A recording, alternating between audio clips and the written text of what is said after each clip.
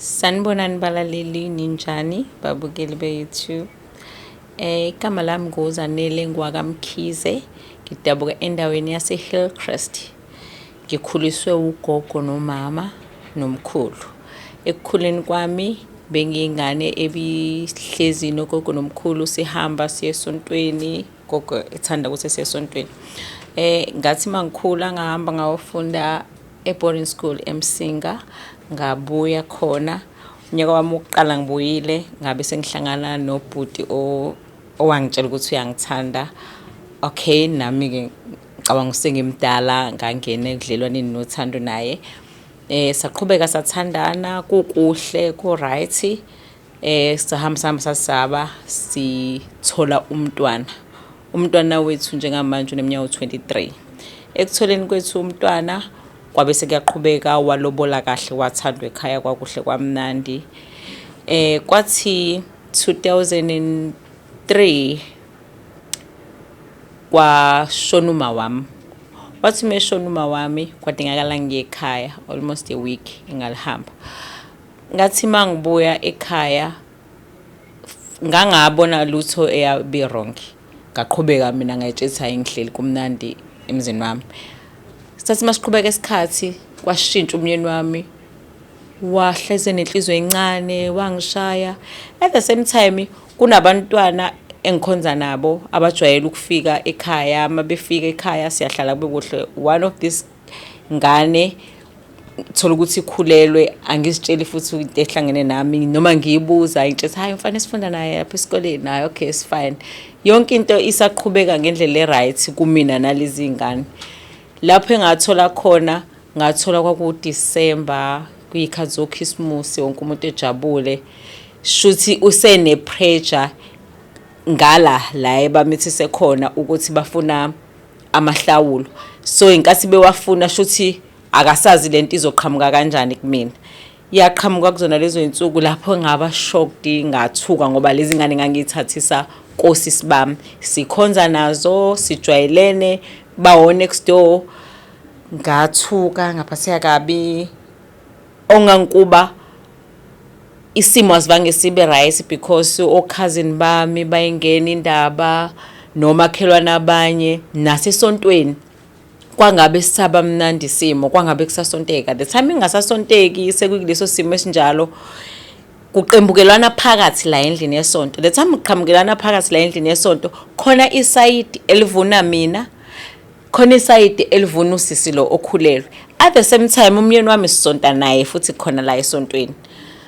Kuze bese kutheni lengane iyazalwa kubangwa lento manje ukuthi kufanele mibhabhadiswa ibize lesibongo sami sala ngishadele khona. Kube khona bathi no yenzeka kanjani leyo nto musana ukuhlukumeza omunye umzalwane endlini yesonto. Kwacaca ukuthi akusemnandi. Nami futhi la ngiyashawa kodwa angishawa kusho ukuthi angishawelani. Tencane nje mebuye emsebenzini uyambona nje shosha ishethi hlala akafune kudla usunalo lo valo lokuthi mugona ingane ingabe sekuzothiwa kwenzekeni namhlanje.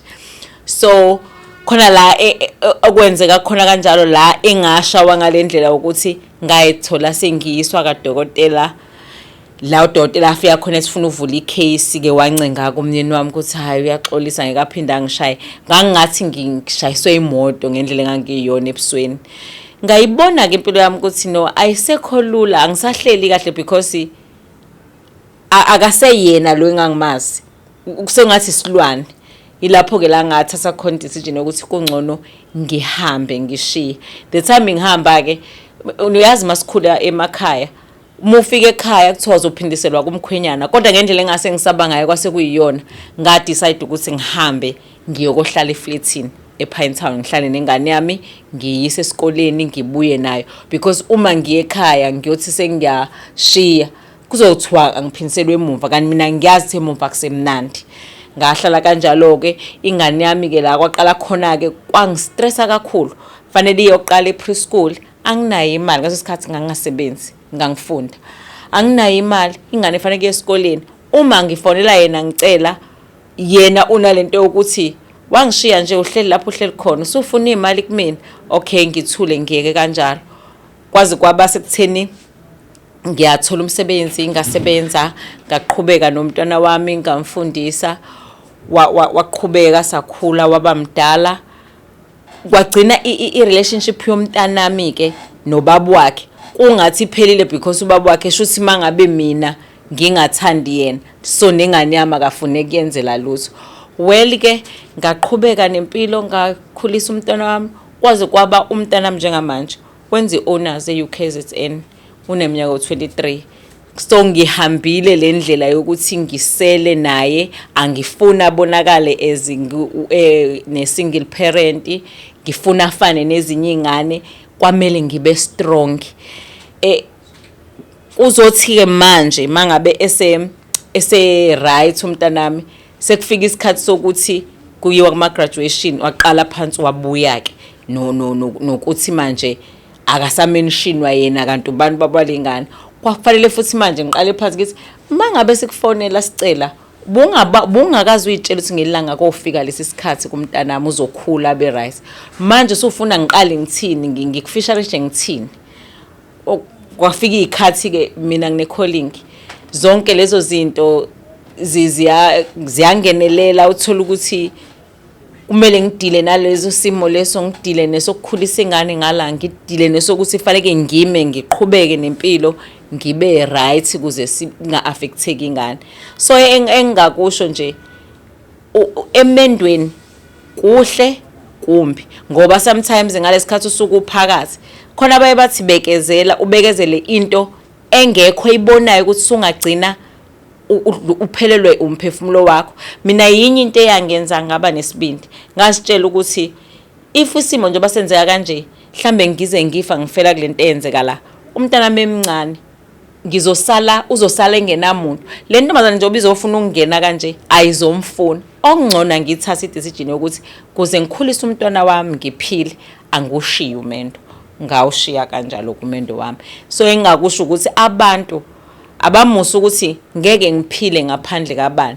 Mina ngangingasebenzi ngaleso sikhathi ngiyingane kwayimina kodwa ngakwazi ukuthi ngisithathe i-decision ngibe nesibindi ngithi ngizoyikhulisa ingane yami ngoba ngangafuni ukuthi mangifa isali ihlupheko nomphela. Ziningi ingane othi umuhlangana nazo emgaqweni athi umuntu ngila emgaqweni ngoba ngihlushwa i-step mother, ubaba akasangilaleli yabo. So ngamane ngayithatha le decision ukuthi ngizophuma kulomshado. Akukona ukuphela kwempilo ukuphuma emshadweni. Into engingayisho kwabanye abantu ukuthi ungahlali emendweni ongekho right kuwona ngoba wenzela abantu noma ngoba uthi ngizodlani mangabe ngiphuma. Mina ngaphuma kodwa akubange ngize ngiyithole ngilala emgaqweni noma ngilala ngingadlile noma ingane yami ingayi esikoleni. uNkulunkulu nje wahamba nami until namhlanje si right. So umuntu ke osemendweni ohlukumezekayo nothi bazothina ekhaya mangibuya ngisenala ikamera, khohlwa leyo into zicabange wena ne-future yabantwana bakho ngoba namhlanje uyahlala nomuntu mengakuthanda ugcine kubulala okwangempela. So ukuhlala uhlalela into engekho asikho isidingo. Mina ngakwazi ukuthi ngiphume ngimncane ngazimela. Almost now is 20 years ngidivorceile kodwa ngiqhubekile ngaphila ngi-right futhi. Ngiyabonga.